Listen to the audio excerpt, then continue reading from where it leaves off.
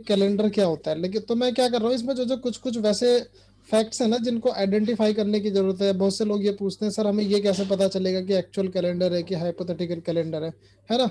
तो आपको मैं बता रहा हूँ पहले ना किस तरह के क्वेश्चन जो है हाइपोथेटिकल कैलेंडर और एक्चुअल कैलेंडर में पूछे जाते हैं।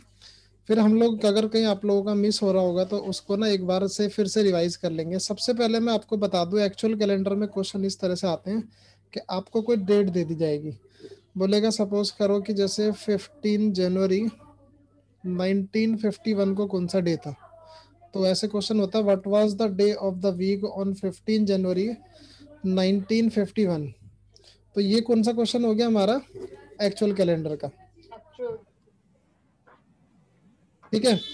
उसके बाद एक इस तरह से क्वेश्चन होता है जैसे सपोज करो एक कोई भी एक लड़की है Rita. She was born on मतलब सपोज करो 6 जनवरी।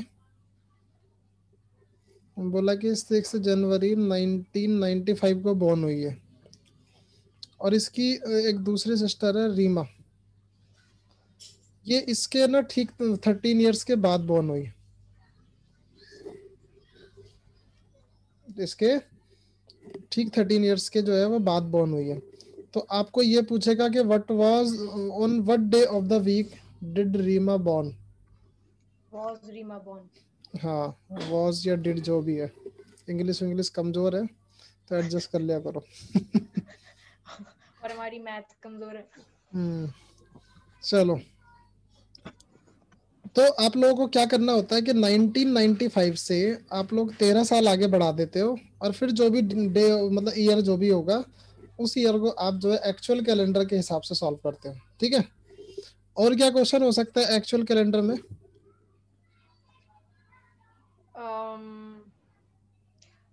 एक इवन की भी डेट के पूछ सकते हो कि किस डे पे फॉल करेगा, जैसे आपने ऑड का दिया पहले। हाँ, अब वो ये भी पूछ सकता है। इवन भी पूछ सकते हो और उस ईयर का भी पूछ सकते हो कि इस दिन क्या होगा। हाँ, on what dates of March 2021 या 2020 रख लो।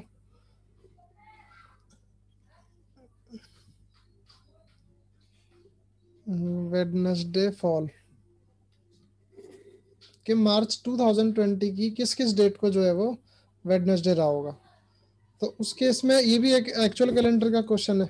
क्यों? क्योंकि इसमें आप लोग क्या करते हो, आप लोग इसमें तो आप लोग सीधा उसी ईयर का जैन हम्म, और फेब का वो मार्च तक ले लोगे। आप जो है पहले ना 1 मार्च का निकाल लोगे क्या होगा, कौन सा डे हाँ, होगा। 1 मार्च को क्या होगा।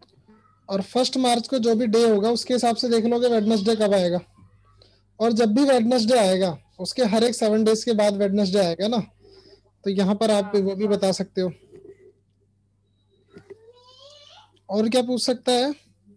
बट हमें 1 मार्च 2020 निकालने के लिए पहले तो हमें ये निकालना पड़ेगा कि ना 1 जैन भी कब होगा।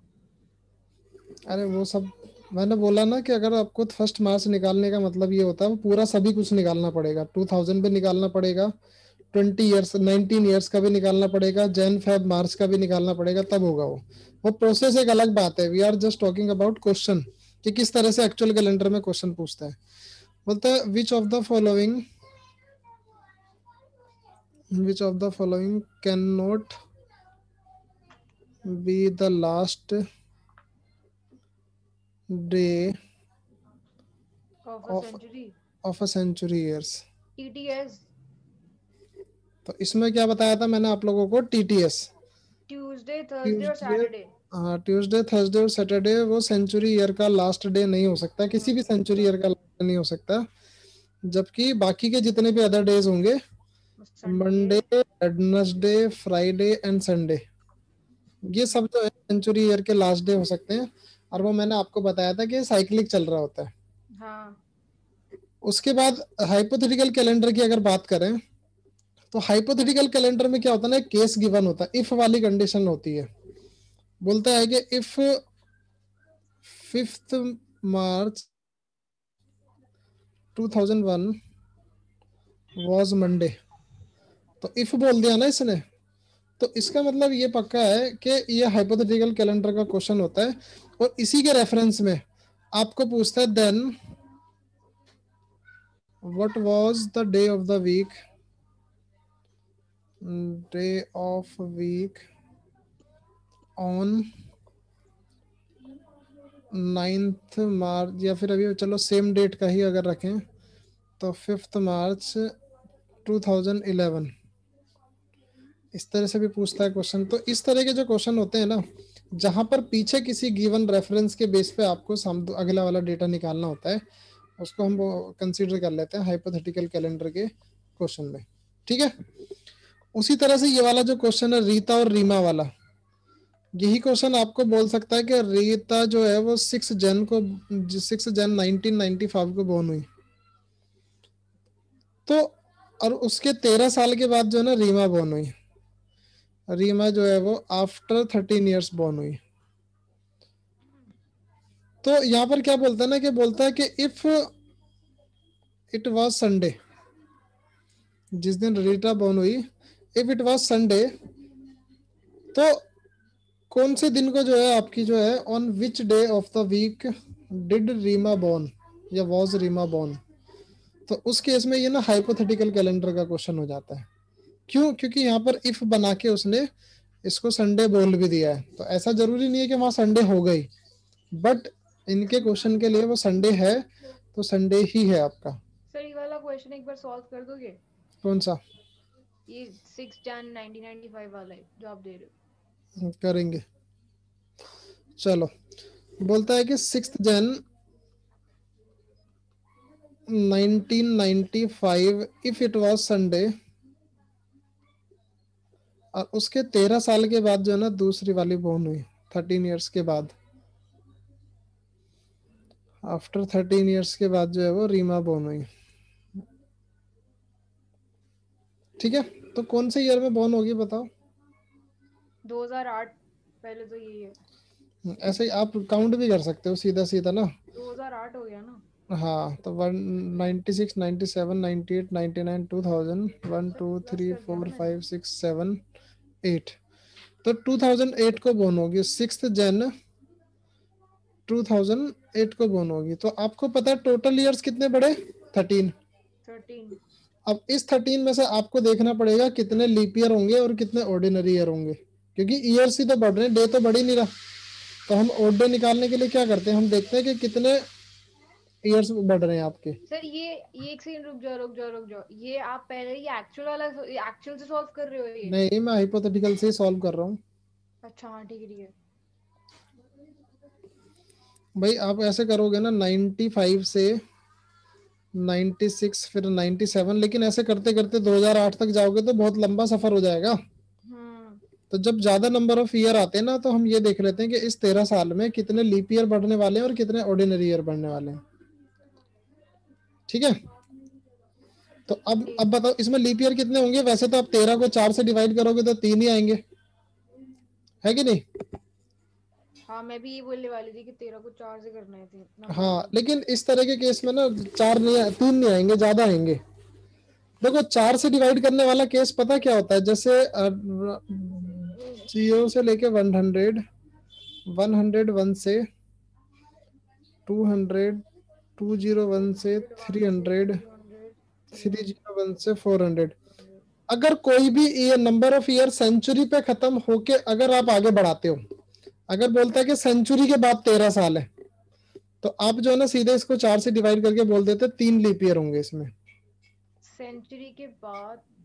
मतलब सेंचुरी कोई भी खत्म हुई, उसके बाद अगर आपके पास 13 साल होते हैं, मतलब सपोज करो ये 2000 से लेके अगर 2013 होता, तब तुम इसको बोलते 13 साल का गैप है, और इसको 4 से डिवाइड करके तुम बोल देते 3 लीप ईयर है इसमें। बट इसमें तो वी हैव बट फ्रॉम। ये, हाँ, ये 95 से शुरू हो रहा है। तो यहाँ पर आपको ये देखना पड़ेगा कि कब कब कौन सा ईयर जो है वो लीप ईयर हो सकता है। तो अब तो इसमें हमने डायरेक्टली कैसे अज्यूम कर लिया कि ये 301 के बाद है ये? अरे डायरेक्टली अज्यूम नहीं किया हमने, मैं आपको बता रहा हूँ कि किसी भी सेंचुरी ईयर के बाद अगर 13 साल होते हैं, उसको हम 4 से डिवाइड करते हैं। अगर इन बिटवीन कहीं भी रैंडम से उठा के आपको 13 साल अगर बोल देता है ना, तो वहां उसको 4 से डिवाइड करके नहीं डिसाइड कर सकते आपकी कितने लीप ईयर होंगे। मैं ये बोला। तो अब जैसे इस केस में 1996 एक लीप ईयर होगा, 2000 भी एक लीप ईयर होगा, 2004 भी एक लीप ईयर होगा, 2008 भी एक लीप ईयर होगा, और ये डिपेंड करेगा कि 2008 का फेब्रुवरी काउंट हो रहा है कि नहीं हो रहा है। जैसे यहाँ तो 2008 ईयर आ रहा है, बेशक आ रहा है, लेकिन आप देखोगे कि 2008 का फेब्रुवरी काउंट हो रहा है, तो नहीं अब क्यों नहीं हो रहा है? नहीं हो रहा है ना? सर, नहीं हो रहा है। हाँ, मुझे लगा मार्च था वो, तो ये जैनी है ना, अगर मार्च तक होता तो करते हैं तो ना। काउंट करते हैं। अगर मार्च नहीं है तो आपको यहाँ पर जो है, तब आप बोल सकते हो कि 3 है। इसलिए मैंने बोला कि 13 को 4 से डिवाइड करके मत देखना, आप ये देखना कि कौन कौन सा ईयर बीच में पड़ने वाला जो वो लीप ईयर है, और वो किस पे डिपेंड करता है, फेब्रुवरी वाले मंथ पे। तो 2008 का फेब्रुवरी अगर यहाँ नहीं काउंट हुआ तो इसका तो मतलब फिर 2 तीन ही हो गए लीप ना। ईयर, तीन, 96, 2094 और 2004। तो आप बोलोगे 3 तो लीप ईयर हो गए, 3 तो लीप ईयर। ऑर्डिनरी ईयर हो जाएंगे 10। लीप ईयर में 10। 2 odd days होते हैं, 13 है ना टोटल, और ऑर्डिनरी ईयर में एक एक odd day होता है। तो आप यहाँ हाँ, बोलोगे, ऑर्डिनरी ईयर में तो एक और डे होता है। हाँ, तो यहाँ 10 odd days हो जाएंगे, और यहाँ हो जाएंगे 6। टोटल कितने हो गए? 16। 16 को 7 से सर ये डिवाइड करो। एक सेकेंड, ये 10 का, अच्छा आपने 13 में से 3 माइनस कर दिया ना। हाँ सॉरी, हाँ राइट राइट। तो यहाँ 16 में से आपका 7 से डिवाइड आप करोगे, 2 रिमाइंडर बचेगा, मतलब आपके पास 2 odd days है। अब आप क्या करोगे, आपको संडे तो गिवन है, तो मैंने बताया था इसको आप 0 कंसीडर कर लेते हो। और आपको अगर फ्यूचर में देखना है तो आप 2 साल आगे बढ़ाओ, संडे से 1 बढ़ेगा मंडे, और 2 बढ़ेगा तो ट्यूसडे। ये मुझे आपका आंसर दोबारा आएगा। लास्ट स्टेप समझा दो, 2 के बाद क्या है? हाइपोथेटिकल कैलेंडर में कैसे डे निकालते हैं बताओ? हम वो नहीं कंसिडर करते जो हमने पहले पढ़ा था, हम तो फिर सीधा क्या ऐड कर कंसिडर देते हैं। करते हैं, कैसे करते हैं ऐड? अगर संडे है तो फिर ट्यूसडे हो जाएगा ना। हाँ, तो वही हुआ है बस। संडे में हमने +2 ऐड कर दिया तो ट्यूसडे हो हाँ, गया। इसको हम 0 कंसीडर कर लेते हैं, जो भी गिवन डे होता है हमको, हाँ सही है, तो हाँ। उसके आगे 2 दिन प्लस कर देते हैं, और अगर पीछे का पूछता है तो 2 दिन माइनस कर देते हैं पीछे को। हाँ हाँ ठीक है, हाँ वो रिकलेक्ट हो गया, हो गया। बोलो, बाकी लोग बोलो, क्लियर है सबको? यस सर, एक बार ये बताओगे लीप ईयर कौन सा है? वो 400 से डिवाइड होता है ना वैसे? क्या? 4 एंड 400 सेंचुरी और नॉन सेंचुरी होता है। हाँ, लीप ईयर में क्या होता है, लीप ईयर में ना 2 तरह के होते हैं लीप ईयर। हाँ, एक बार ये बता देना प्लीज। लीप ईयर जो है, एक आपका सेंचुरी ईयर होता है, और एक आपका नॉन सेंचुरी ईयर्स। तो सेंचुरी ईयर वो होते हैं जो डिवाइडेड बाय 400 होते हैं। हाँ ठीक है, और नॉन सेंचुरी खाली 4? नॉन सेंचुरी ओनली 4 से। ठीक है सर, ओके। सर एक बार ही ऊपर एक सेकंड स्लाइड करना प्लीज।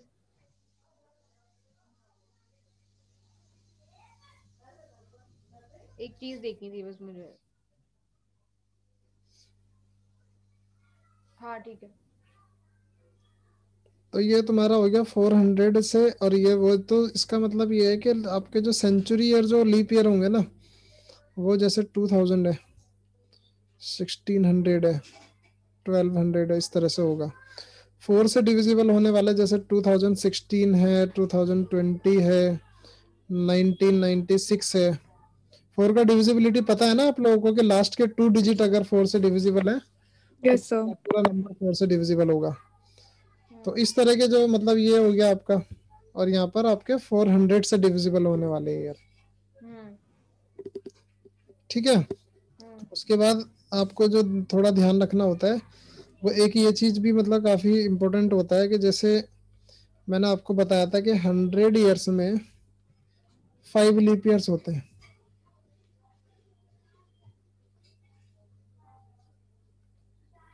तो 200 में 10 होंगे ना, और 10 तो हो नहीं सकते, लीप ईयर आपके 6 से ज्यादा नहीं हो सकते ना, मतलब 7 से ज्यादा नहीं हो सकते हैं।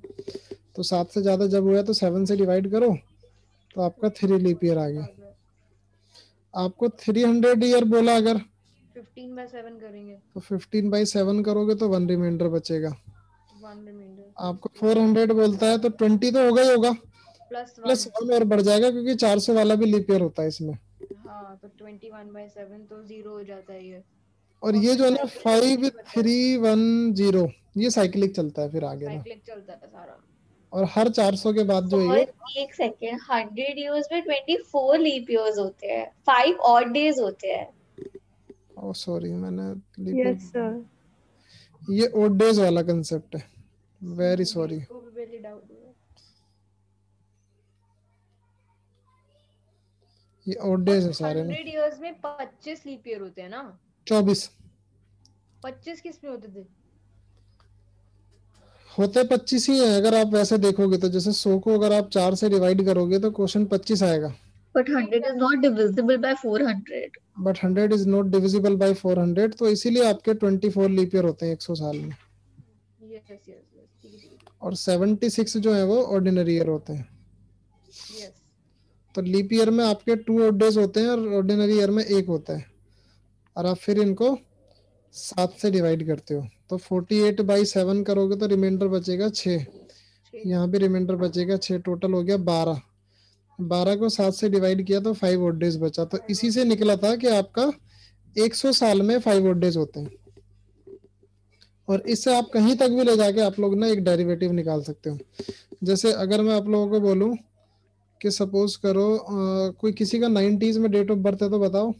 मेरा है 24 नवंबर 1997।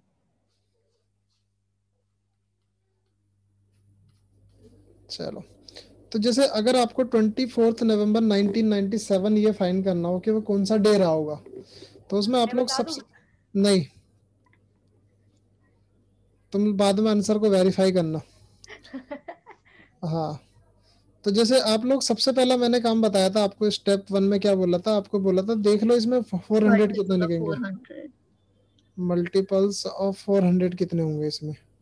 तो आप बोलते हो कि 400 इंटू 4 तक होता है, मतलब अप टू 1600 तक। 100, हाँ। और आपको पता है कि हर एक 400 के बाद 0 डेज बन जाता है। तो इसमें तो 0 हो गया ना, तब 1996 तक देखेंगे। अभी रुको ना, तो Multiple of 100. ये पहला स्टेप हो गया, तो 1600 तक का काम मेरा हो गया। अब उसके बाद आप मल्टीपल ऑफ 100 देखते हो आफ्टर 400 वाले के बाद, मतलब 400 से 1600 तो निकाल दिया आपने। अब आप 100 के मल्टीपल देखोगे वो कितने बचते हैं 1600 के बाद, 200. 300। और 300 में कितने ऑड डेज होते हैं 15, 15। 7 से डिवाइड करोगे तो 1 बचेगा।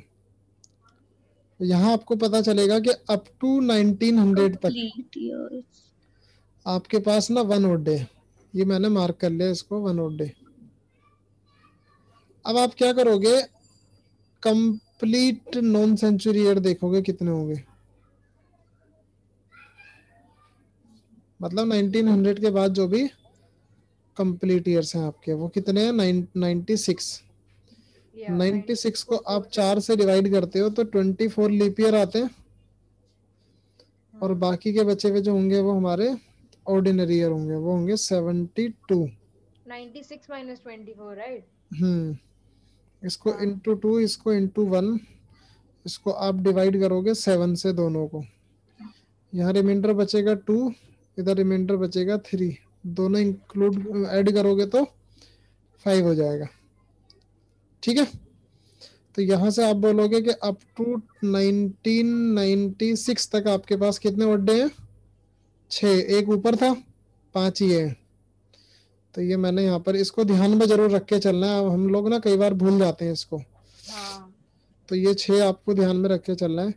उसके बाद जनवरी में 31 डेज, फरवरी में 97 है, लीप ईयर तो नहीं है तो 28 ही होगा, मार्च में 31, अप्रैल में 30, मई में 31, जून में 30, जुलाई में 31, अगस्त में 31, सितंबर में 30, अक्टूबर में 31, नवंबर में 24. 24। सबको 7 से डिवाइड करो, रिमाइंडर बचेंगे 3 0 3 2 3 2 3 3 2 3 3, और ऊपर जो 6 था उसको भी यही लिख लो। अब गिनना शुरू करो, 8 3 11 और 2 13 और 3 16 और 3 19 21 24 27 और 6 33 डिवाइडेड बाय 7, 5 आ रहा है। 24 तो डिविजिबल होगा तो 0 नहीं आएगा। 24 7 से कहाँ डिविजिबल होता है, 7 से कर रहे हैं, हाँ सॉरी। वो सोच रही थी। ज्यादा मैथ्स पढ़ने से यही हो रहा है आजकल। तो ये 7 से करोगे तो उधर 3 बचेगा और उस दिन हाँ, हाँ। क्या होगा? अब बताओ तुम अंकिता। सर मैं मंडे को पैदा हुई थी, गलत है आपका आंसर।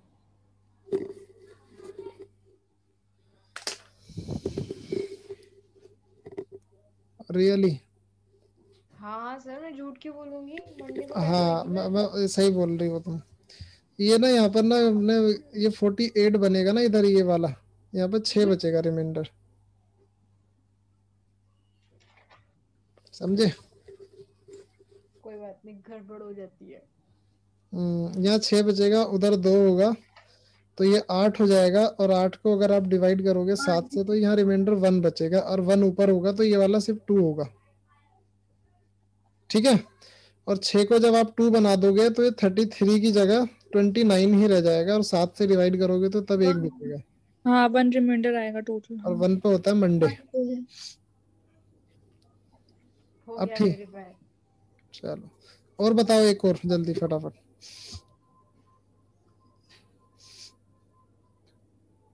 तो अपना बर्थडे डेट कर लो।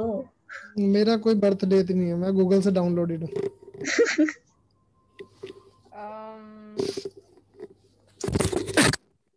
कोई भी बर्थडे 90s में बताना है। 23rd 29 दिसंबर जो कर रहे हो आप।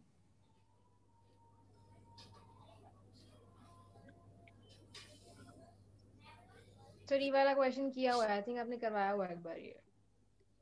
पता नहीं, मुझे याद नहीं है, करवाया होगा शायद। क्या होता है, ये स्पेशल डे है शायद, इसलिए मैंने करवाया। अरे जिस दिन भगत सिंह शहीद हुए थे। यस, चलो कर लेते हैं, क्या जाता है। देखो आप लोग फिर से वही करोगे, पहले 1600 तक, फिर 1900 तक, तो आपका 1900 तक तो सेम ही चलेगा ना, अप टू 900 तक आपका 1900 तक 1 odd डे। और उसके बाद आप जो है कंप्लीट ईयर अगर देखोगे 30 को 4 से डिवाइड करोगे तो 7 आएगा लीप ईयर, और बाकी का बचा हुआ जो 23 है आपका वो आ जाएगा ऑर्डिनरी ऑर्डिनरी ईयर ईयर। होगा। लीप ईयर को इंटू 2 करोगे तो ये बेशक 14 हो जाएगा, लेकिन 7 से काटोगे तो 14 पूरा ही में कट से तो जाएगा। 2 आ जाएगा ना वो। इधर से 2 बच जाएगा, ये तो पूरा ही जाएगा ना। 2 + रिमाइंडर 4। चेक करते हैं हम, ध्यान रखो, ओड डेज में रिमाइंडर चेक करते हैं, लीप ईयर के लिए क्वेश्चन चेक करते हैं। यहाँ रिमाइंडर कुछ नहीं बचना है, इधर 2 रिमाइंडर बचेगा, 2 इधर से बचा, 1 आपको ऊपर से बचा था, इसको ध्यान में रखना। 5 आ जाएगा ना। अब आते हैं जनवरी में 3 बचेगा रिमाइंडर, फरवरी में 0, मार्च में कितना बचेगा 23/7 2। सर आंसर इसका 5, एक सेकेंड रुक जाओ। ये 1 मिनट, ये 2 प्लस, अच्छा 2 + 1 तो 3 हो गया ना ये ऊपर से। ठीक है।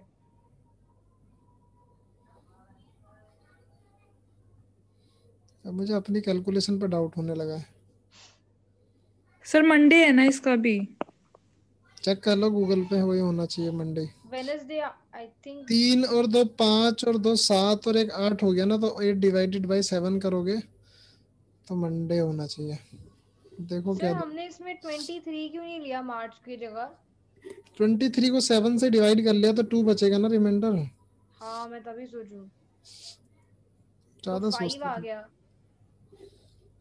तो 5 प्लस टोटल 3 8 हो गया ना, तो 8/7 1। सो 1 तो वो होता है मंडे। हाँ देख लो गूगल पे, मंडे ही है। हाँ मंडे है इसका। चलो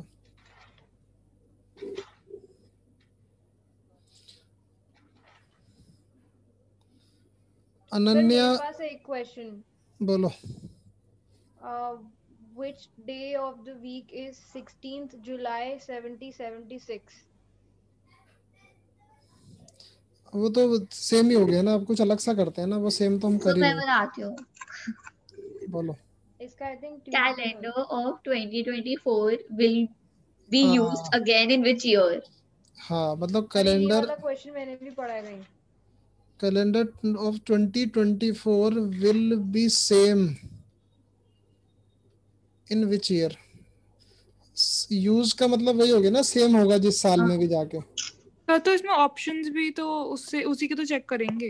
हाँ ऑप्शन तो बता देती हूँ, 2030। तो उससे क्या करोगे? सुनो, अगर ऑप्शन चेक करोगे तो क्या करोगे उसके बाद? सबका निकाल के देखोगे? नहीं मतलब हम वो लीप ईयर्स देखेंगे ना फिर से।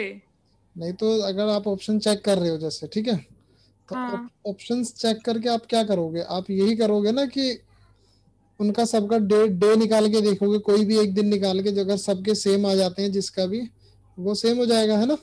सर 7 का वो नहीं करेंगे कि 7 तो आ रहा है, फिर 7 के मल्टीपल वाले सेम होंगे।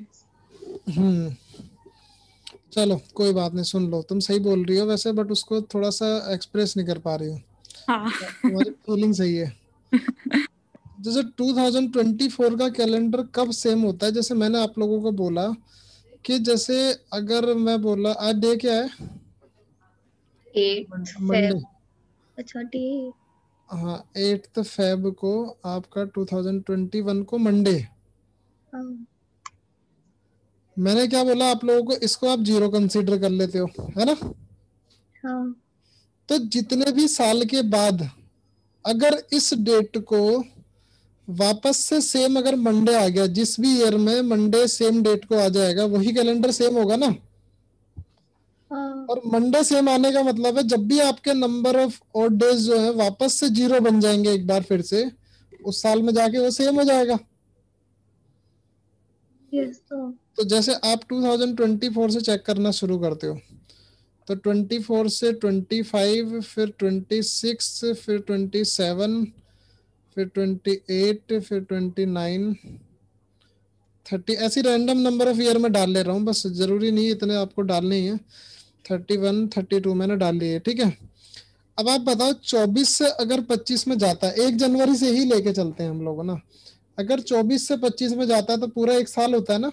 यस और वो लीप होगा कि ऑर्डिनरी ईयर होगा? Leap year. लीप ईयर होगा, क्योंकि 2024 इज अ लीप ईयर, और 2024 का फेब्रुवरी काउंट होगा यहाँ। दो। तो ये हो गया 2। हम्म 25 से 26 जाएगा 1, 26 से 27 1, 27 से 28 में 1, 28 से 29 फिर 2। तो कितना हो गया ये? 2 और 3 5 प्लस 2 7। बोलो। Yes sir. तो 2029 पे जाके ये पूरा 7 अगर हो गया तो 7 तो 7 से डिवाइड हो गया, जीरो ओड डे बचता है ना। हाँ और जीरो ओड डे बचने का मतलब क्या है?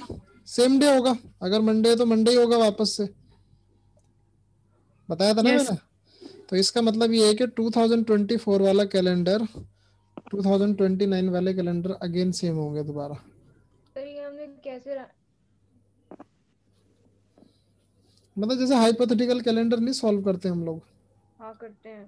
तो वैसे ही मैंने इसको बढ़ाया। मैंने देखा जिस भी ईयर में सेम डे आ जाएगा वापस, जिस भी ईयर में जाके वो सेम डे आ जाएगा उसी साल में, तो उसी साल का कैलेंडर तो सेम होगा ना 2024 के। हम्म और सेम डे कब आता है हाइपोथेटिकल कैलेंडर में? जब आपका number of odd days zero होते हैं। जीरो होता है तो 7 से 7 डिवाइड हो गया तो तो जीरो। 7 से 7 डिवाइड हो जाएगा तो जीरो हो गया। और कई बार ऐसा होता है कि 7 से 7 डिवाइड नहीं हो पाता है आपका, तो आपको 14 पे भी जाना पड़ता है। अगर 7 पे नहीं जाएगा, 6 के बाद सीधा 8 पे चला जाता है, तो उस केस में आपको 14 भी जाना पड़ता है। ठीक है, देखो मैं बताता हूँ उसका एग्जाम्पल। अगर ये 2024 की जगह 2023 भी होता है यहाँ पर, हम्म तो ये 1 हो जाता है यहाँ, है ना। सर एक मिनट 2000 हाँ ठीक है। तो 1 हो जाता है ना, 23 से 24 में एक साल। हाँ अब आप देखो 1 + 2 3, 3 + 3 6, और 6 के बाद सीधा 8 हो जाएगा। 5 से 6 में एक था ना, और 6 से 8 के बीच 6 से 7 वुड बी 2। तुम 6 से 7 मत देखो, तुम इसके हिसाब से देखो कि 27 28 है, कौन सा लीप ईयर है कौन सा ऑर्डिनरी ईयर है। हम्म तो मैं तो ये कह रहा हूँ कि आपके ओड डे यहाँ पर 1 बन रहा है या 2 हो गया, 4 5 6, और 6 के बाद 2 ऐड करोगे तो सीधा 8 हो जाएगा ना। हम्म तो वो तो 7 से डिविजिबल नहीं है। तो उस केस में हमें आगे जाके ना कई बार 14 पे जाके कटता है, वो 14 पे जाके 0 बनता है।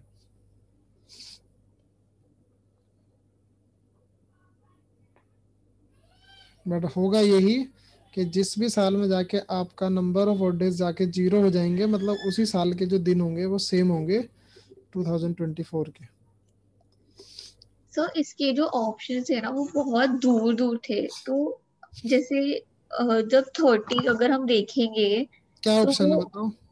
2030, 2052, 2048 और 2036। 2030, हाँ 52, 52, 48, हो गया सर, वो 0 आ 36। गया, आ गया मेरा। 36। तो इसमें जब अगर हम 30 से देखेंगे तो फिर से हम 1 से स्टार्ट करेंगे, मतलब जैसे ऊपर जब कैलकुलेट किया तो वो टोटल 7 हाँ डिवाइड बाय तो 7 हो गया। 1 से कर सकते हो, क्या जाता है। ठीक 29 से 30 जाओ, 30 से 31 जाओ, 31 से 32, 1 से स्टार्ट कर लो, क्या जाता है। ठीक है। तो जैसे 1 1 1 3 हो गया ना, हाँ फिर ये 33 में जाके यहाँ 2 होगा, 5। कितना हो गया 5। हाँ उसके बाद 34 में जाओगे तो एक हो गया 6, 35 में जाओगे तो एक और हो गया 7 हो गया। तो ये तो 36 में तो नहीं बनेगा, तो हाँ ये आगे ही कहीं जाके बनेगा। तो मतलब ऐसे ही आपको बढ़ाते जाना है बस। और जिस मैंने बताया ना, या तो 7 14 21 28 जब जब जाके बनेगा, मतलब ओड डेज आपका 0 होगा जब जब, उस साल में कैलेंडर जाके हमारा सेम हो जाएगा।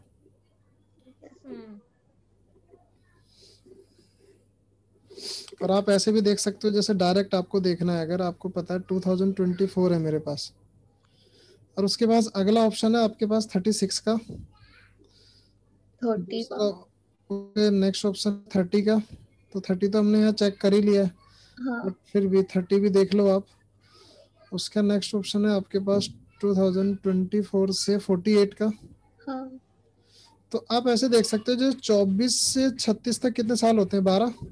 हाँ 12 में से लीप ईयर कितने होंगे, एक तो 24 वाला होगा, है ना, एक 28 वाला होगा, एक 32 वाला हाँ। होगा, और 36 वाला होगा। नहीं नहीं होगा, 3 ही क्योंकि होगा। क्योंकि हम जनवरी लेके चल रहे हैं ना, तो वहाँ 36 वाला नहीं होगा उस केस में, तो 3 ही हो गए। और 3 अगर लीप ईयर हो गए तो ऑर्डिनरी ईयर हो जाएंगे तुम्हारे 9। ठीक है। हाँ तो अगर ये 3 मतलब वो है, तो ये 3 into 2 हो जाएगा, वो आपका 9 into 1 हो जाएगा। तो ये हो गया 9 और 6 15, मतलब 9 odd days उधर से आएंगे, 6 इधर से आएंगे, 15 हो गया ना।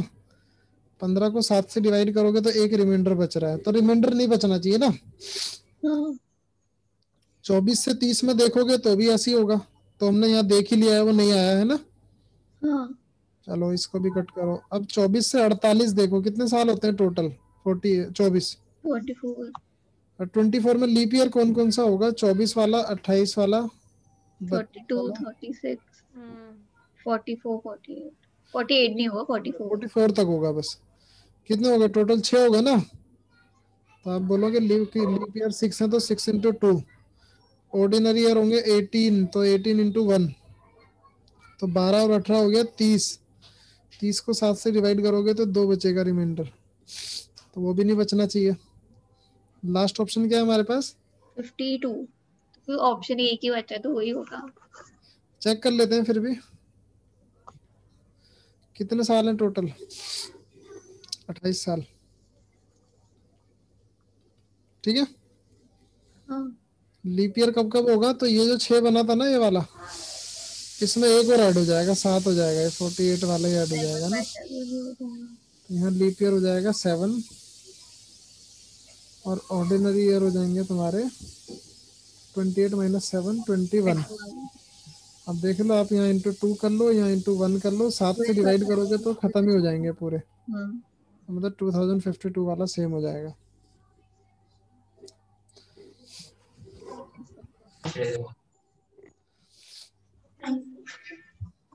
और बताओ। यही क्वेश्चन था मेरे पास। चलो एक क्वेश्चन और बनाते हैं।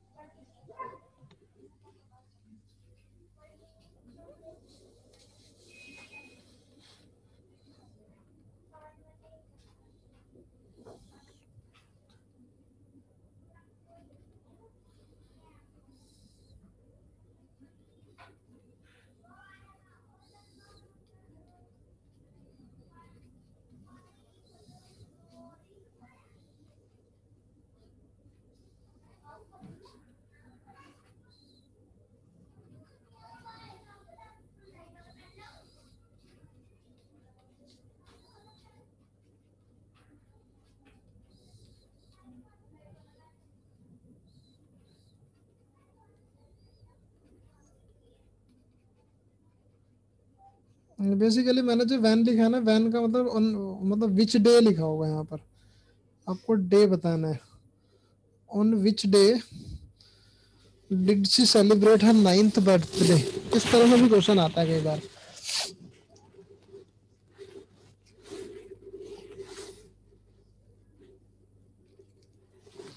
तो इस केस में आप लोग क्या करते हो, आप बोलोगे 5th जनवरी 2005 वाज फ्राइडे। आपको 9 साल आगे बढ़ाना है, तो 9 साल आगे बढ़ाने का मतलब क्या हुआ, 2014 14 तक हो गया। तो 5th जैन तो आप 9 से अगर 2005 से 14 तक जा रहे हो तो लीप ईयर कब कब होगा, लीप ईयर विल बी 2008, 6 को होगा, 2012। 6 को कहाँ होगा, 6 कहाँ 4 से डिवाइड होता है, 2008 को होगा, और 12, 2012 2 लीप ईयर हो गए। 2 लीप ईयर। तो आपने बोला लीप ईयर 2 होंगे, तो ऑर्डिनरी ईयर होंगे आपके कितने, 7। इसको इंटू 2 करते हैं, इसको इंटू 1 करते हैं, 7 से डिवाइड करेंगे तो ये खत्म हो जाएगा, और ये 7 से डिवाइड होगा नहीं। अरे रुको तो रुको आपके पास 4 और डे बने।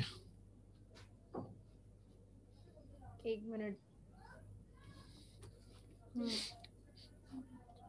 ठीक है, और 4 अगर बने तो एक अगर आगे बढ़ाओगे तो सैटरडे, 2 बढ़ाओगे तो संडे, 3 बढ़ाओगे तो मंडे, और 4 बढ़ाओगे तो ट्यूसडे। तो मतलब वो तो ये ट्यूसडे वाला को 4 ऑड डेज कैसे आ रहा है इसमें? 2 इंटू 2, और 7 वाला कट ही जाएगा पूरा। सर अगर डेट भी अलग दे तो, अगर 5th जैन है, मतलब बर्थडे वाला ना हो, कुछ और हो, हाँ ठीक है बट 5th जैन की जगह कुछ और दे, अगर कुछ भी, तो दो तुम बताओ, कोई एग्जांपल ले लो आप। मैं क्यों लूँ, तुम बताओ। सर आपने लीप ईयर में 2 इंटू 2 को 7 से डिवाइड क्यों नहीं किया बाद में ऑड डेज इतना निकालने? किया, जब 4 डिवाइड होगा 7 से, नहीं होगा। तो इसलिए नहीं किया। 7 से क्यों कब डिवाइड करते हैं, जब ज्यादा होते हैं लोग, मतलब जब 7 से ज्यादा होगा डिविडेंड, तभी तो 7 से डिवाइड करने की जरूरत है, नहीं तो वो रिमाइंडर ही है। ठीक है। बोलो अंशु। तो सर जैन से मार्च अब अप्रैल का कुछ डेट ले लो ना, 5th जैन से 5th अप्रैल। हाँ सर, मतलब ये भी चेंज कर दो आप, 5th भी चेंज कर दो, 27th ले लो या कुछ भी ले लो। अबे तुम गरीबों वाली बात क्यों करती हो, डेट चेंज करने से क्या ही हो जाएगा, लो 15 कर लो। नहीं, जैसे 5th जैन, अप्रैल की डेट चेंज कर दो। अप्रैल की हाँ चेंज कर हाँ दो। हाँ, वो तो मुझे पता है, तुम सही बोल रही हो, मैं वो चेंज करूंगा, डोंट वरी। तो आपको बताना है कि 31 मार्च 2015 को कौन सा डे होगा। तो उस केस में पता है क्या करते हैं, पहले ना ईयर से ईयर बढ़ाते हैं, जैसे 15th जैन से लेके 2011 से लेके 15th जैन 2015 तक का बढ़ाएंगे पहले, ठीक है। तो यहाँ पहले 2011 से 12, फिर 13, फिर 14, और फिर 15। 15 और इसमें ना अभी 15 जनवरी तक का ही रखेंगे, अभी हम आगे नहीं जाएंगे। तो यहाँ आप देखोगे कितना टाइम बढ़ेगा, एक 1, यहाँ 2, 2 यहाँ 1, और फिर 1 यहाँ भी 1, फिर टोटल कितने हो गए, 5। इनको लिख दो, 5 और डे हो गए, ठीक है। अब आपको 15 जनवरी तो हो गया ना, आगे कितना दिन बचा है जनवरी में, 16। 16 16। फरवरी में कितना बचा है, 2000 किसका ले रहे अभी हम लोग? 15 उसका ले रहे ना, 15 का, 15 में तो 28 होंगे, 28 होंगे। मार्च में मार्च में 30 होंगे, 31। 31 तो अब इनको 7 से डिवाइड करो सबको,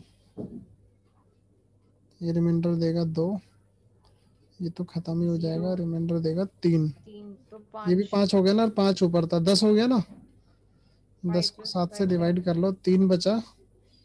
और फिर क्या करो, 3 दिन इसको आगे बढ़ा दो, जो भी यहाँ डे दिया होगा, जैसे डे सपोज करो यहाँ फ्राइडे था अगर, तो संडे हो जाएगा, मंडे हो जाएगा। मंडे। यहाँ से 3 दिन आगे बढ़ा दो, सैटरडे, संडे एंड मंडे। ऐसे होता है। तो पहले ईयर टू ईयर देख लेते हैं, फिर आगे बचे हुए मंथ देख लेते हैं। ठीक है सर। संडे मंडे आ गया ना तो।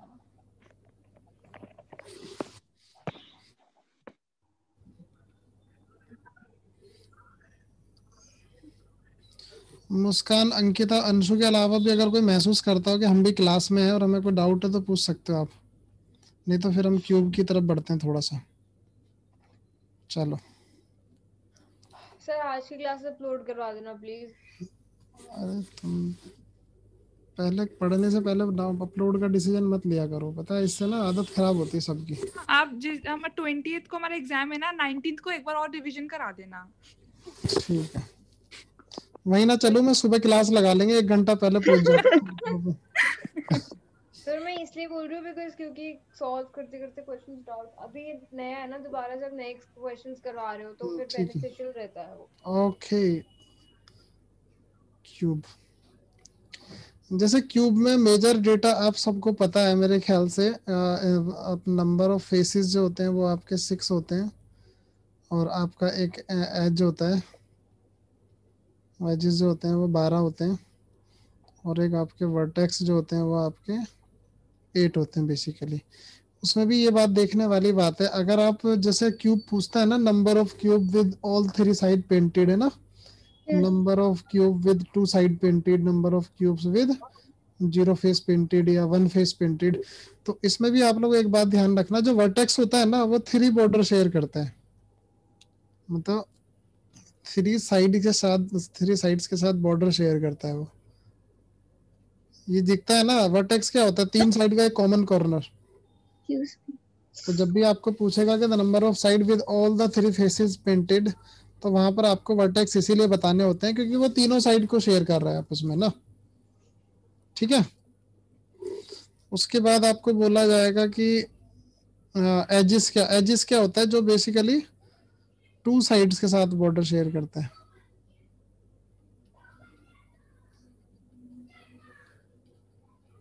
और आपका ये क्या होता है, फेसेस, जो 1 साइड मतलब बेसिकली 1 फेस पेंटेड वाला जो है ना, 1 फेस वाला बॉर्डर शेयर करता है।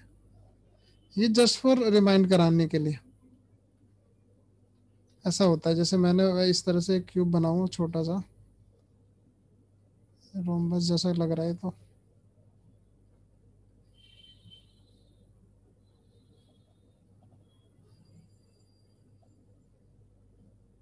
ठीक है। तो मैंने क्या करा, इसको ना इस तरह से जैसे 2 कट मारा,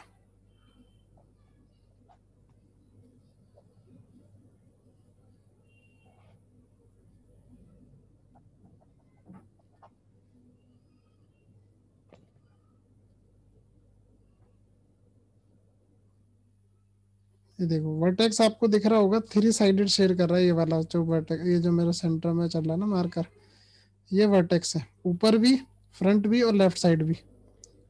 एजिस क्या है, ये वाला, ये इस तरह से मतलब ऊपर अपर एंड भी और लेफ्ट एंड भी दोनों शेयर कर रहे हैं, और 1 फेस वाला ये सेंटर वाला होता है आपको। तो ऐसा नहीं है कि हर बार आपको क्वेश्चन अगर देगा वो, तो ऐसा नहीं है कि हर बार आपको क्यूब बनाने की जरूरत है, आप एक सिंगल फेस बना के भी ये डिसाइड कर सकते हो कि वो क्यूब किस तरह का दिखने वाला है। जैसे मैं बोलूँ इस पे 4 कट मारने मुझे, 1 2 3 4, तो शायद 4 कट मारने वाला जो क्यूब है ना वो बनाने में आप लोगों को दिक्कत आएगी थोड़ी सी, क्योंकि बड़ा वैसा बहुत ज्यादा वो हो जाएगा, बहुत ज्यादा ग्रिड्स बन जाएंगे, ग्राफ पेपर टाइप का बन जाएगा पूरा। तो उस चीज को अवॉइड करने के लिए आप लोगों ने अपना टाइम सेव करने के लिए इस तरह से भी कर सकते हो कि आपने कोई भी एक फेस बना लो, और फेस बना के बोलो जो कॉर्नर वाले हैं ना ये 3 बॉर्डर शेयर करेंगे, ये वाले ना कॉर्नर वाले, और इनके एडजेसेंट में जो बॉर्डर शेयर कर रहे हैं ये ट्रू साइड वाले होते हैं ये। और ये बाकी जो बचते हैं अंदर, ये आपके 1 वाले होते हैं ओनली। तो अगर आपको यहाँ क्वेश्चन किसी भी तरह का पूछता है कि number of cubes with 2 faces painted, number of cubes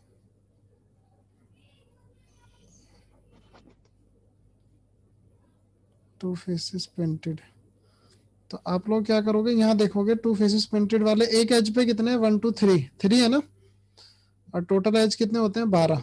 तो यहाँ गिनने की जरूरत नहीं है आपको, जस्ट आइडिया लगाना कि एक एज आपको दिख जाए। टोटल एज होते हैं आपके 12, तो नंबर ऑफ क्यूब हो जाएंगे 36। अगर आपको पूछता है कि number of cube with 3 face painted, तो वो तो वही होता है, वर्टेक्स ही होते हैं, क्योंकि टोटल नंबर ऑफ वर्टेक्स कितने होते हैं आपके, 8 होते हैं। 3 तो into 8 3 into 8 नहीं, ओनली 8 होंगे। एक वर्टेक्स पे एक ही तो है। हाँ, तो 8 हो गया। हाँ, इसका आंसर यूनिवर्सली 8 रहता है। हम्म। उसके बाद अगर आपको पूछता है कि ओनली 1 फेस पेंटेड वाले कितने हैं, तो आप क्या बोलोगे? एक उस पे अगर फेस पे आप देख रहे हो तो आपको 9 नजर आ रहे होंगे, है ना? टोटल फेस कितने होते हैं? 6। तो 9 6 जा 54। तो उस केस में आपके 54 क्यूब्स ऐसे होंगे जिनका ओनली 1 फेस पेंटेड होगा। ठीक है। अगर आपको बोलता है कि 0 फेस पेंटेड वाले कितने होंगे, 9 फेस पेंटेड या 0 फेस पेंटेड वाले कितने होंगे, तो सबसे पहले तो आपको इस डायग्राम से आप नंबर ऑफ क्यूब बता सकते हो कितने होंगे, total number of cube. Area निकाल। एरिया क्यों निकालना है? मैंने आपको बताया था, अगर कट आप 4 मारते हो हर सरफेस पे, तो क्यूब उससे एक एक एक्स्ट्रा होता है ना, नंबर ऑफ क्यूब्स। तो 5 इंटू 5 इंटू 5, टोटल क्यूब होते हैं 125। क्यूब का फॉर्मूला होता है ना वो उसका। फिर मैंने आपको बताया था कि अगर आपको टोटल नंबर ऑफ क्यूब 125 निकलते हैं, तो हाँ, उसमें से मैंने बोला था कि जो भी मल्टीप्लायर बनेगा 5 इंटू 5 इंटू 5 का, उसमें से -2 -2 -2 कर दो, तो ये जो 3 इंटू 3 डिवाइड इंटू, करके भी तो हो सकता है। कैसे? 1 मिनट, मतलब अगर हम, अच्छा नहीं, वो दूसरा क्वेश्चन था सॉरी, वो तो दो ज्योमेट्री में मत क्यूब का जाओ, एरिया वाला था। ज्योमेट्री में मत जाओ, ज्योमेट्री में मत जाओ, इसे लेके, ये एक रीजनिंग का टॉपिक है, इसको यहीं रहने दो। तो ये जो है ना 27 क्यूब्स आपके ऐसे होते हैं 9 फेस पेंटेड वाले। मतलब 9 फेस पेंटेड की जब बात करें, तब हमेशा आपको ये करना है कि जो भी यहाँ मल्टीप्लायर बन रहा है उसमें से 2 2 माइनस कर देना। 2 2 क्यों माइनस करता है? क्योंकि हर तरफ से ना बाहर के 2 सरफेस को माइनस कर दे रहा है, और बाहर के 2 सरफेस को माइनस करने का पर्पज ये होता है क्योंकि जो 9 फेस पेंटेड वाला क्यूब है ना, वो आपको सेंटर में से मिलेगा, बाहर के 2 सरफेसों पे कलर है, वहां से वो क्यूब नहीं मिलने वाले हैं आपको किसी भी साइड से। तो इस वजह से -2 -2 -2 करके 3 इंटू 3 इंटू 3 जो बचेगा, वो होते हैं आपके number of cubes with 9 face painted. जैसे बोला कि 50 इंटू 50 इंटू 50, तो इनमें से -2 -2 -2 करो, अब बोलोगे 48 इंटू 48 इंटू 48 जो होगा, इतने नंबर ऑफ क्यूब जो होंगे वो 0 फेस पेंटेड होंगे। सर ये 2 की वैल्यू फिक्स्ड रहती है? हाँ, हाँ, कुछ भी हो, मतलब इसको रट लो फॉर्मूले की तरह ना। हाँ मैं वही कहने वाली थी, तो फॉर्मूला ही लग रहा है कोई मुझे भी। फॉर्मूला नहीं है, इसके पीछे लॉजिक है, उस लॉजिक को तुम विजुलाइज नहीं कर पा रहे हो बस। May be. भाई मैं ये बोल रहा हूँ आपको, जो 0 फेस पेंटेड वाला क्यूब है वो कहाँ से मिलता है? क्यूब से। क्यूब से। ये that was the nicest question ever. मतलब मेरा कहने का ये है कि जैसे क्यूब है, अगर आप इसको इस तरह से कट कर दोगे, तो बाहर के किसी भी सरफेस से तो नहीं मिलने वाला ना 0 फेस पेंटेड वाला, उसका बाहरी सरफेस तो कलर होगा ना, कम से कम अंदर से नहीं भी होगा तो। हाँ। तो अगर आप बोलो कि आपको ये इतना वाला जो एरिया, जैसे ये क्यूब है, अगर आपको पता है इधर वाले उससे नहीं मिलेगा आपको कहीं भी, इधर वाले से नहीं मिलेगा, है ना? हम्म आपने इसीलिए लेफ्ट और राइट के 2 सरफेस माइनस कर दिए। आपको ऊपर वाली साइड से भी कहीं से नहीं मिलेगा, आपको नीचे वाली साइड से भी कहीं से नहीं मिलेगा, इसलिए ऊपर और नीचे वाले माइनस कर दिए। आपको ना ही फ्रंट से मिलेगा ना ही बैक साइड से मिलेगा, तो उधर के भी 2 माइनस करे, इसलिए 2 माइनस करते हैं हम यहाँ से। ठीक है। क्योंकि जो आउटर सरफेस वाली जो 2 लाइन है क्यूब्स की, उन लाइन में से नहीं मिलने वाला वो क्यूब, उस वजह से माइनस करते हैं। ठीक है। सर ऐसे क्वेश्चन आते हैं कि अ क्यूब ऑफ 6 इंटू क्या 6 इंटू 12 इंटू 8 इंटू 15। 12, तो वो कैसे करते हैं? वो कैसे करते हैं, चलो तुम बताओ, डेटा बताओ। सो मुझे एग्जैक्टली नहीं याद, तो बहुत पहले क्वेश्चन देखा था, बट ऐसे ही था कि कुछ वो दिया हुआ था उसका मेजरमेंट, और फिर बताना था कि कितने क्यूब निकल सकते हैं।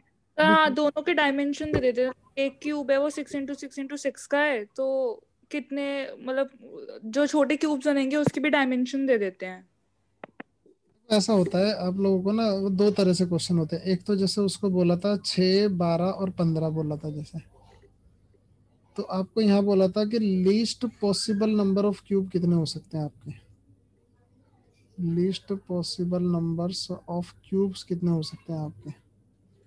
तो उस केस में least possible number of cubes क्या होता है कि आपको जितना बड़ा साइज रखोगे क्यूब का, उतना ही कम से कम क्यूब निकलेंगे ना उसमें से। और ये भी पक्का है कि बनने क्यूब भी चाहिए, है ना, तीनों साइड्स बराबर होनी चाहिए। तो उसमें आपको बताया गया था कि पहले तो आप इसका पूरे का वॉल्यूम निकाल लेते हो। 6 × 12/15 का अगर आपको क्यूब मिल रहा है तो कितना होगा, ये बना था हमारा 1080। ये परसों वाली क्लास का क्वेश्चन है, बहुत दिन नहीं हुए हमें इसे करेगा ना, परसों नरसों वाली क्लास का क्वेश्चन है, ठीक है। तो ये टोटल बने 1080। अब उसमें से हमने बोला था कि अगर आपको सबसे बड़ा साइज चाहिए तो सबसे बड़ा साइज इसमें आप क्या ले सकते हो, वो हाईएस्ट कॉमन फैक्टर होगा। हाँ, और अगर हाईएस्ट कॉमन फैक्टर अगर आपका है तो वो क्या होगा यहाँ पर 3। हाँ, तो आपका क्यूब जो है ना वो 3:3:3 का बनेगा। अरे आप पहले उसको डिवाइड कर दो, डिवाइड भी कर सकते हो। कैसे? 1080 को आप उससे डिवाइड नहीं कर दोगे 3 के क्यूब से? हाँ हाँ वो करेंगे, अभी पहले ये तो पता चले एक क्यूब का वॉल्यूम क्या बन रहा है। ये लास्ट ईयर का पेपर में आया है, मुझे पता हाँ तो है। एक क्यूब का वॉल्यूम हो गया मुस्कान 27। तो ऐसे 27 वॉल्यूम वाले कितने क्यूब समा सकते हैं 1080 के वॉल्यूम में। तो आप 1080/27 कर देते हो, कर दोगे। तो आप बोलोगे 40 क्यूब्स बनेंगे। 40 बनेंगे, हाँ, ऐसे तुक्का मार रहा हूँ मैं, 40 है। इसका आपने एक और मेथड भी बताया था, मुझे याद है। मतलब एलसीएम किस कंडीशन में निकालेंगे, वो क्वेश्चन क्या होगा? हाईएस्ट नंबर, हाईएस्ट नहीं पॉसिबल नंबर ऑफ क्यूब्स। नहीं, highest possible number of cube बनाने के लिए इसको 1 1 के उसमें काट दो छुट्टी। हर चीज का जरूरी नहीं है ना कि एचसीएफ है तो एलसीएम भी होगा। सर ये कंफ्यूज हो जाता है बहुत ज्यादा।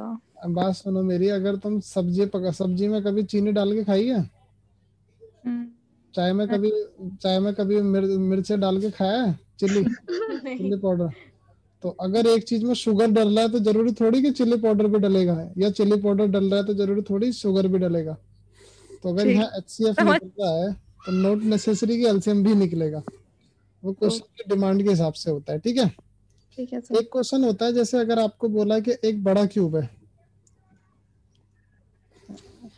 और एक क्वेश्चन पूछा जुनेद ने कि 27 HCF है ऑफ 3। पढ़ लो एक बार। 3 HCF है, 27 तो वॉल्यूम है। सर 27 क्या है ऐसे? नहीं नहीं नहीं नहीं, जुनेद HCF जो है ना वो 3 है, 6, 12 एंड 15 का। और HCF 3 लेने का मतलब ये हम 3:3:3 का क्यूब बनाएंगे। जो साइज होगा ना क्यूब का ऑल साइड्स का वो 3:3:3 होगा। मतलब ये भी 3, ये भी 3 और हाइट भी 3 आपका। तो इस क्यूब का जो वॉल्यूम होगा वो 27 बनेगा, वो वॉल्यूम है। और ऐसे वॉल्यूम वाले कितने क्यूब समा जाएंगे 1080 के वॉल्यूम वाले उसमें। वॉल्यूम का मैं आपको बता चुका हूँ, वॉल्यूम क्या होता है, मैंने बिल्कुल सिंपल वो बताया था, एरिया इंटू हाइट, यही होता है ना वॉल्यूम। Yes sir. क्योंकि एरिया क्या होता है, length into breadth into height भी कर दोगे तो वॉल्यूम हो जाएगा। तो अगर एक क्यूब का वॉल्यूम आपका 27 है तो आपको 1080 के वॉल्यूम में कितने क्यूब समाएंगे वो बताना है वहां पर, बस ये क्वेश्चन था उस दिन। अभी जैसे क्वेश्चन एक इस तरह से पूछता है, जैसे आपको जो है ना सपोज करो एक बड़ा क्यूब मिला और उसकी ईच साइड जो है ना वो 12 centimetre is to 12 centimetre is to 12 centimetre का क्यूब है।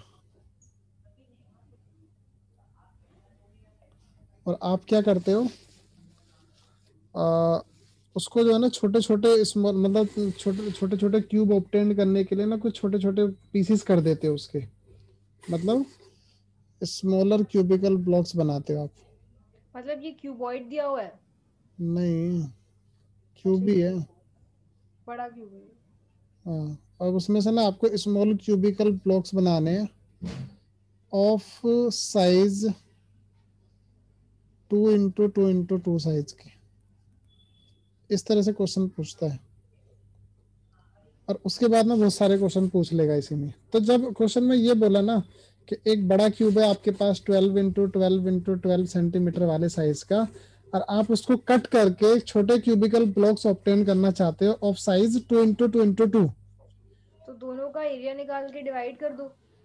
रुको, तो जरूरी थोड़ी है ना टोटल नंबर ऑफ क्यूब पूछेगा। यहाँ ये भी पूछता है कि वन फेस पेंटेड वाले कितने हैं, थ्री अगर फेस पेंटेड टोटल वाले कितने। जीरो पेंटेड, हम्म जीरो पेंटेड पूछता है यूजुअली। क्योंकि अगर आपको यहाँ पूछता है कि टोटल क्यूब कितने ऑब्टेन कर सकते हो, तो इसका जो वॉल्यूम है वो इसके वॉल्यूम से डिवाइड कर दोगे तो आ जाएगा। हाँ सिंपल है। हाँ, लेकिन वो क्वेश्चन ना एक तरह से ज्योमेट्री वाला क्वेश्चन हो जाता है। यहाँ क्यूब वाला जो क्वेश्चन है ना वो इधर आ जाता है, ठीक है। आंसरेशन का प्रॉब्लम हो जाता है फिर। चलो खैर, जब इस तरह का कोई प्रॉब्लम पूछ रहा है आपको कि 2x2x2 के उसमें काटना है, तो यहाँ पर ये डिसाइड कर पाना बड़ा मुश्किल होता है कि आप कट कितने मारोगे बड़े क्यूब में, है ना।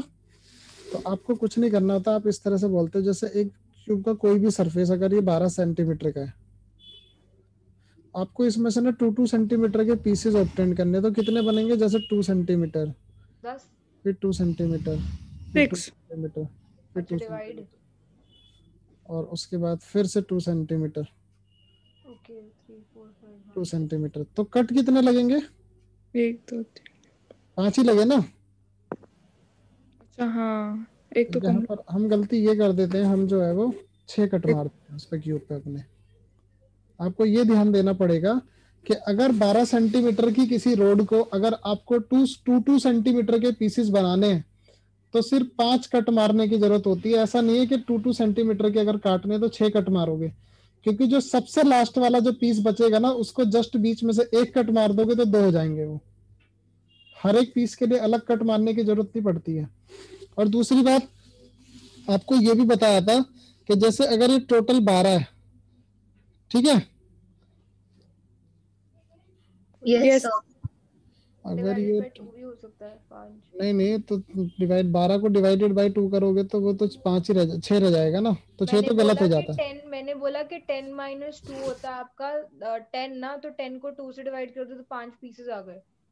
हाँ, ऐसा कर सकते हो। ये मैं लेकिन वो 10 कहाँ से आया वो मैं नहीं जानता। अभी सिर्फ लॉजिक ये है कि 12 सेंटीमीटर का मैंने सिर्फ साइजेस में से मतलब मैंने बड़ा वाला में से छोटा माइनस करके उसको 2 से डिवाइड कर दिया। हाँ, वो तो दिस फिर वोंट वर्क इन एवरी वो ना, ये तो चलो इसमें वही हो ना, गया। वो इसमें तो चलो पता है हमको, वो आपको पूरा वो देखना पड़ता है ना। चलो खैर, ये सबसे बेस्ट है कि आप 12 सेंटीमीटर का अगर कोई पीस है, अगर उसको आपको 2 सेंटीमीटर के पीसेस में काटना है तो आपको जस्ट 5 कट मारने हैं। और 5 कट मारने का मतलब क्या है, आपका क्यूब कुछ इस तरह का दिखेगा। और पूरा क्यूब मत बनाना, मैं अभी भी बोल रहा हूँ, क्योंकि पूरा ग्रिड जैसा बन जाएगा बिल्कुल अगर पूरा क्यूब बनाओगे आप। 2 3 4 and 5, 1 2 3 4 5। कॉर्नर वाले 3 फेस पेंटेड, ये वाले, ये सारे 2 वाले होंगे।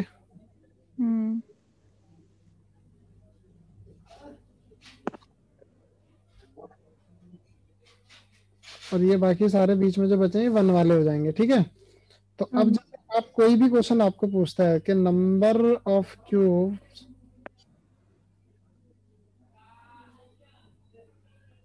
हैविंग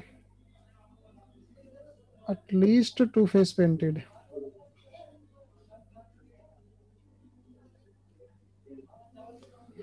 तो एटलीस्ट का मतलब क्या होता है कि कम से कम 2 फेस तो पेंटेड होना चाहिए, 2 से ज्यादा भी होना चाहिए। एटलीस्ट एट मोस्ट वाले क्वेश्चन तो बहुत गंदे लगते हैं, वेन डायग्राम में भी आते हैं। मतलब मैं जो बोल रहा हूँ वो नहीं सुन रहा, सुनो। 2 को प्लस कर देंगे ना, मतलब जितने 3 हैं टोटल।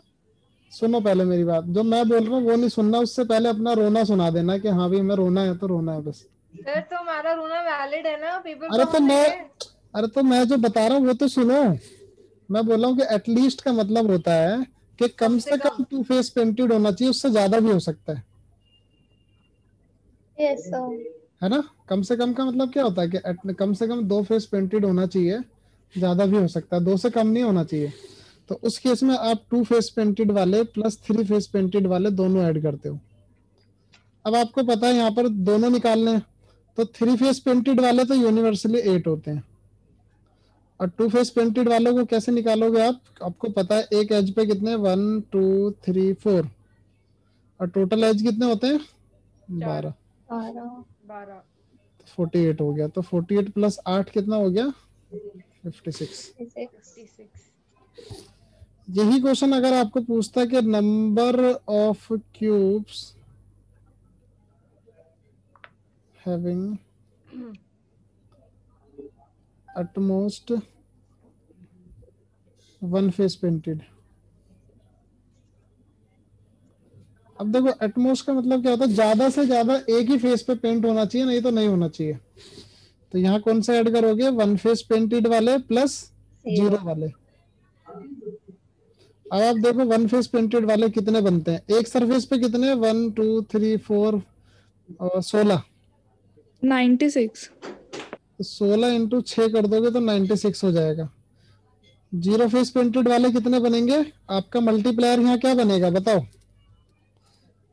6 into 6 into 6। 6 बन रहे ना एक सरफेस पे, क्यों 1 2 3 4 5 6, क्योंकि 5 कट मारे हो, अगर 5 प्लस 5 प्लस 5 कट मारे हो तो 6 इंटू 6 इंटू 6 बनेगा। सॉरी, -2 करो सब में से, तो 4 इंटू 4 इंटू 4 करके ये हो जाएंगे 64।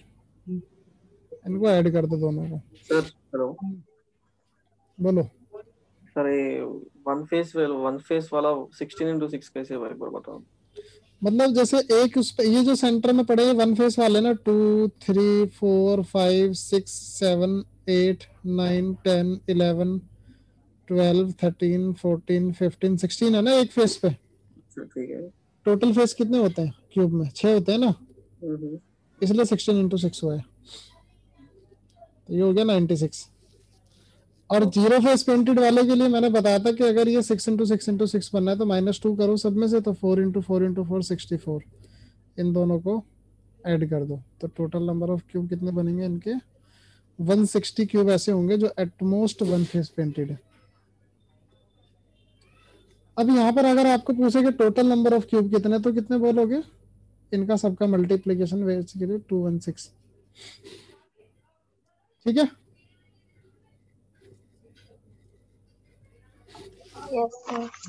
Yes sir. अगर आपको यहाँ बाकी तो क्वेश्चन कर ही लोगे, मेन तो ये 2 ही होते हैं थोड़े डिफिकल्ट वाले, क्योंकि हम 2 वाला भी निकाल चुके हैं, 1 वाला भी, 3 वाला भी, और 0 फेस वाला भी, सभी निकाल चुके हैं ना हम, और उनमें से वर्ड प्रॉब्लम मेनली ये 2 होती हैं। चलो अब एक क्वेश्चन बताओ। मेरे पास है। बोलो क्या क्वेश्चन है, लंबा है, फिर रहने दो। लंबा मतलब थोड़ा चलो मैं बता रहा हूँ ना, तुम उसे करो, टेंशन ले रहे हो। जैसे अगर मैंने आप लोगों को एक कंसेप्ट बताया था, अगर आपके पास नंबर ऑफ कट्स गिवन होते हैं तो आप आइडेंटिकल पीसेस बता देते हो कितने होते हैं, उससे आइडेंटिकल पीसेस जो होते हैं, और उसमें भी 2 तरह के क्वेश्चन पूछता है कि maximum number of identical pieces कितने होंगे और minimum number of identical pieces कितने होंगे।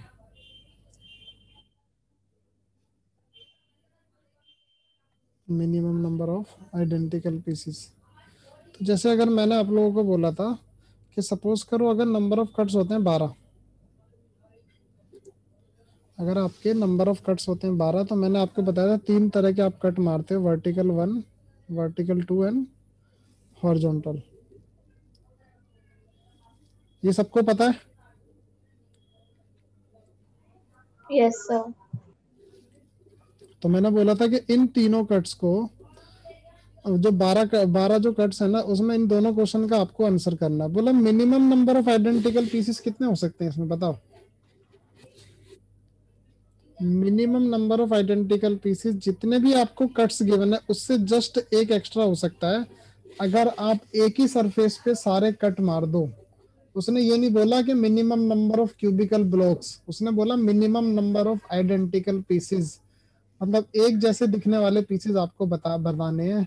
डजंट मैटर कि वो क्यूबॉइड शेप में कट रहे हैं कि क्यूब शेप में कट रहे हैं, बट आपको minimum number of identical pieces अगर बताना है तो आप एक ही सरफेस पे उसको कट करते चले जाओ। सारे कट एक ही सरफेस पे अगर 12 के 12 कट मारोगे तो पीसेस कितने बनेंगे? 13 ना?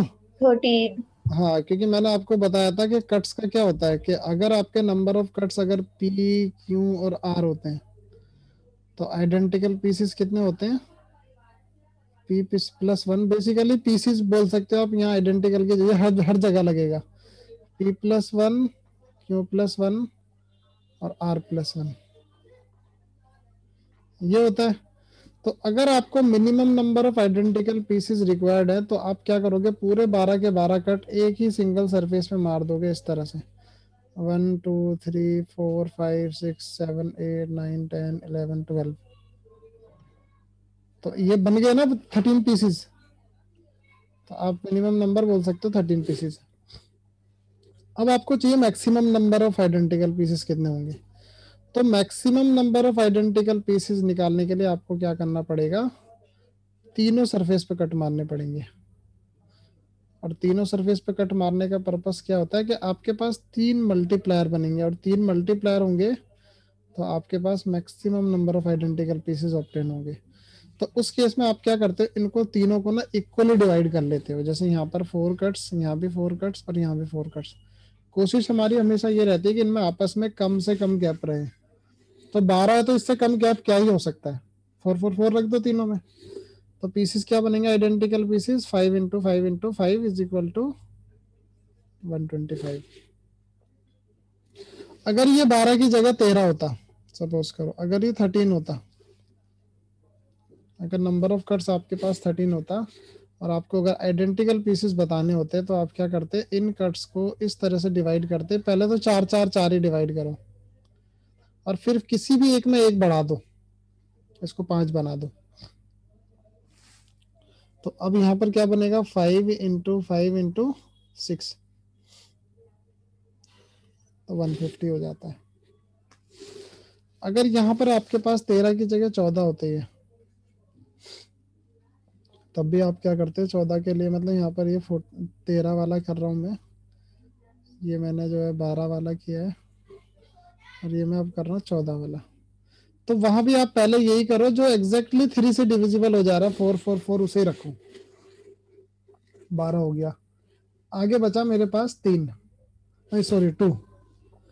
तो उस 2 को ना किसी एक में मत बढ़ाओ, क्योंकि अगर आपने एक में बढ़ा के उसको 6 बना दिया और यहाँ 4 4 है तो गैप हो जाएगा उनमें ज्यादा। तो आप क्या करो, 2 में बढ़ाओ एक एक ना। तो अब क्या हो गया, ये 4 5 5 है ना। तो मल्टीप्लायर क्या बनेगा, 5 इंटू 6 इंटू 6, 180।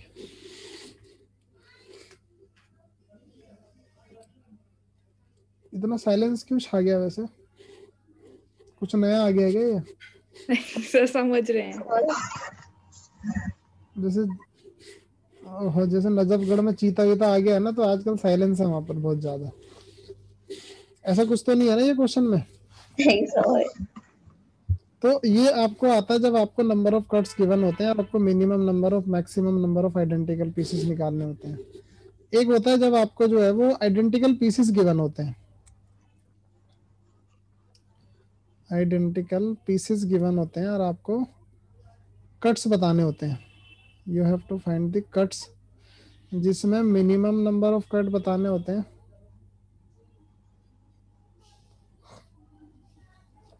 और मैक्सिमम कट्स बताने होते हैं। तो सपोज करो मैं बोला कि आइडेंटिकल पीसेस जो है वो है आपके 125 या 64 ले लो, चलो मैं बोला आइडेंटिकल पीसेस जो है ना वो 64 है। तो आपके मिनिमम नंबर ऑफ कट्स कितने होंगे और मैक्सिमम नंबर ऑफ कट्स कितने होंगे? तो मैक्सिमम नंबर ऑफ कट्स आप बता सकते हो यहाँ पर बड़े आसानी से। 4 बट नहीं 3। मैक्सिमम बोल रहा हूँ मैं, मिनिमम नहीं बोल रहा हूँ, मैक्सिमम। ज्यादा से ज्यादा कितने मार सकते हो? एक सरफेस वाला बताया नहीं था आपको, आपको 64 पीसेस चाहिए, तो एक ही सरफेस पे आप 63 कट नहीं मार सकते हो ऐसे। हाँ स्टेटमेंट नहीं पढ़ते हो तुम लोग ध्यान से। ऐसे 63 कट मार दो एक ही सरफेस पे, तो मैक्सिमम नंबर ऑफ कट जो है आप 63 लगा सकते हो। उससे आपको क्या होगा, 64 पीसेस मिल जाएंगे। बात जब आती है मिनिमम नंबर ऑफ कट निकालने की, तो वहां पर आप क्या करते हो, इसको फैक्टराइज करते हो, और फैक्टराइज करके कोशिश ये करते हो कि आपका V1 V2 और H में जो मल्टीप्लायर बनेगा, क्योंकि जो भी इसको फैक्टराइज करोगे तो 4 × 4 × 4 बनेगा ना। बोलो, यस सर। इनमें तो कम से कम गैप है। तो अगर ये 4 × 4 × 4 है तो कट्स कितने बनेंगे, अगर पीसीस 4 × 4 × 4 बनते हैं तो 3 + 3 + 3 = 9। ठीक है। Yes sir. अगर यही केस आपको जो है, जैसे ये तो क्यूब था, एग्जैक्ट परफेक्ट क्यूब था 64, तो आपने दोनों बड़ा आसानी से बता दिए, मिनिमम वाले 9 बता दिए। जैसे अगर इसी को मैं जैसे 180 लेता, अगर क्या आपके पास जो है वो 180 पीसीस है, तो 180 पीसीस का हम क्या करेंगे, फैक्टराइज करोगे उसको वापस से, 180 को फैक्टराइज 90, 2 से करोगे तो 45, 3 से करोगे तो 15, और 3 से करोगे तो 5। कितना आ रहा है आपका, फैक्टर बन रहे हैं 180 के 2 × 2 × 3 × 3 × 5। अब आपको तो कॉम्बिनेशन 3 का ही बनाना है ना, V1 V2 and H। Factor तो आपके पास 5 बन रहे हैं। 665। क्या जाता है, आपस में फैक्टर को मल्टीप्लाई करके 3 का कॉम्बिनेशन बनाओ, और कॉम्बिनेशन आपका ऐसा होना चाहिए कि उनमें आपस में कम से कम गैप बने। और कॉम्बिनेशन क्या क्या हो सकते हैं बताना जरा। जैसे पहला कॉम्बिनेशन 4 9 और 5 बन सकता है। और क्या बनेगा, 4 15 एंड 3, ये भी एक कॉम्बिनेशन है। और क्या बनेगा, 2 × 2 ×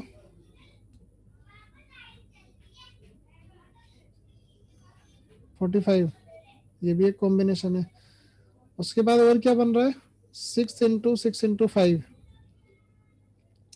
तो कॉम्बिनेशन तो बहुत सारे बन रहे हैं, ये भी बन रहा है, ये भी बन रहा है, ये भी बन रहा है, ये भी बन रहा है। शायद आप कोशिश करोगे तो और भी बन जाएंगे, लेकिन उसमें से आप लोगों को सबसे कम गैप वाला कॉम्बिनेशन कौन सा नजर आता है। 6 × 6 × 5। हाँ, तो जिस भी कॉम्बिनेशन में सबसे कम गैप होगा वो कॉम्बिनेशन आपको मिनिमम नंबर ऑफ कट्स देगा, और वो कितने होंगे, 5 + 5 + 4 = 14।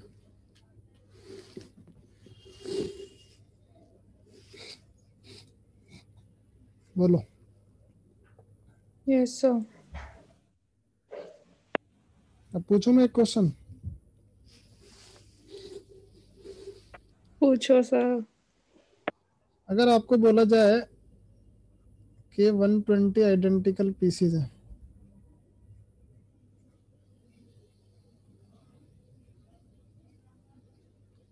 तो मैक्सिमम कट्स कितने होंगे और मिनिमम कट्स कितने होंगे। करो सब लोग, यू हैव 2 मिनट्स।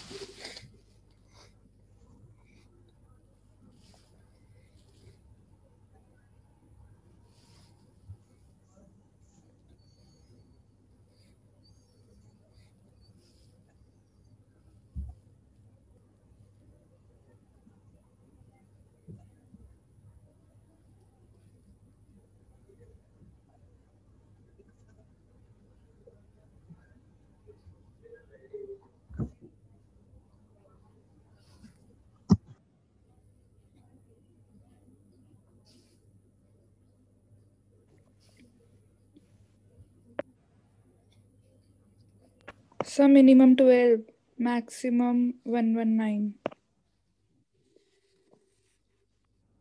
मिनिमम 12 आ रहे हैं, सोच लो। हाँ तुम्हें पता है 12 कट्स आने का मतलब क्या होता है? क्या? 12 कट्स आने का मतलब है जो 4 4 4 तीनों साइड पे लगेंगे वो मिनिमम गैप के साथ, तो वहाँ एक परफेक्ट क्यूब बनेगा। अब 120 is not a perfect cube. मैं सिर्फ एक आइडिया लगा रहा हूँ ऐसा कुछ कि तुम्हारा आंसर इस वजह से सही नहीं हो सकता है। बोलो एनीवन एल्स?